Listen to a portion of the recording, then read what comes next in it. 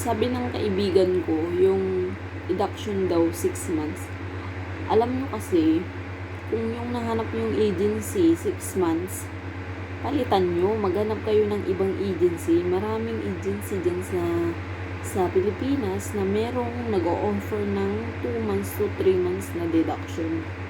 Siguro yung yung agency na nahanap niya, meron siguro siyang kilala na agency, tapos pag recruit kasi, yun yung sinasabi nila na i-recruit ka ng kakilala niya, uy, recruit kita dito sa agency. Alam nyo, sa totoo lang, siguro, correct me if I'm wrong, magre-recruit yung tao, tapos dadagdagan nila yung deduction mo.